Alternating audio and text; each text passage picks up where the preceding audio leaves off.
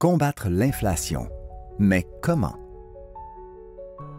Bonjour et bienvenue à Vert Demain TV. L'Institut Louis-Evans espère que vous allez bien.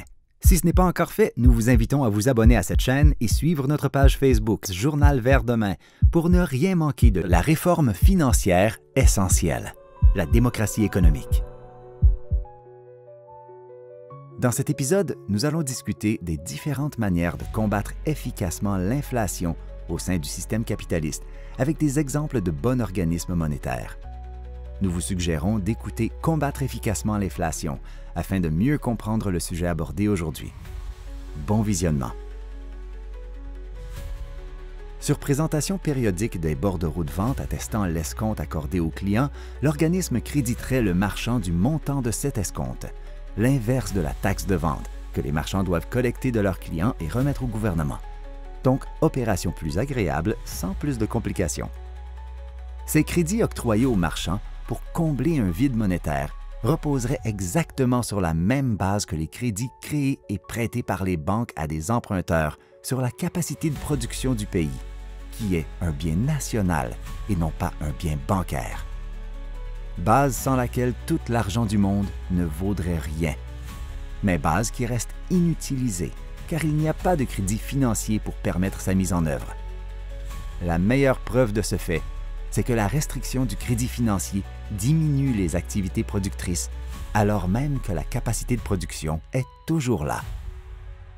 La base disponible pour des émissions de crédit comprend toute la différence entre la capacité totale de production du pays et la capacité totale de payer dont dispose la population.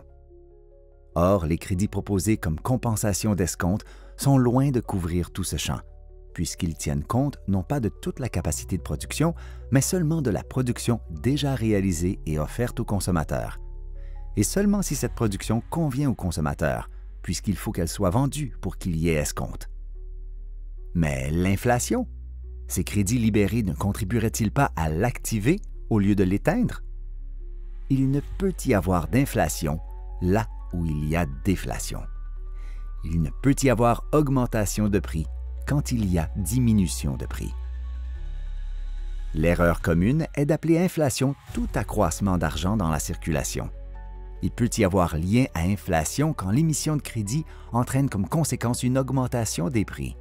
C'est assez le cas des émissions faites sous forme de prêts bancaires à intérêt. L'intérêt est un facteur d'inflation puisqu'il faut l'ajouter au prix. Mais une émission subordonnée à un abaissement des prix devient facteur de déflation et non pas d'inflation. Une objection peut demeurer. Le vendeur ne va-t-il pas grossir son prix comptable puisqu'il est assuré de récupérer tout ce prix, l'escompte étant lui-même plus gros quand le prix est plus élevé? La concurrence entre vendeurs continuerait de jouer, tant pour les prix que pour la qualité des produits. Les acheteurs n'iront pas où les prix sont plus élevés.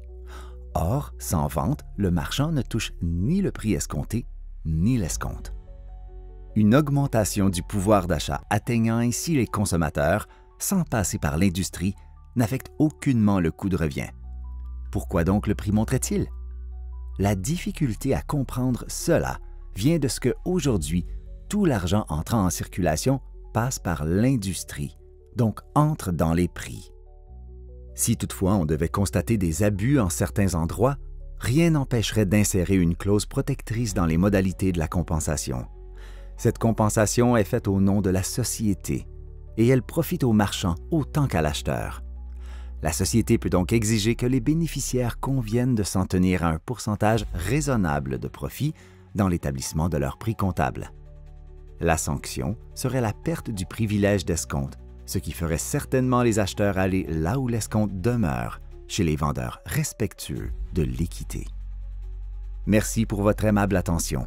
Ne manquez pas notre prochaine vidéo et surtout n'hésitez pas à partager cet épisode autour de vous et nous suivre sur les réseaux sociaux pour regarder les prochains épisodes.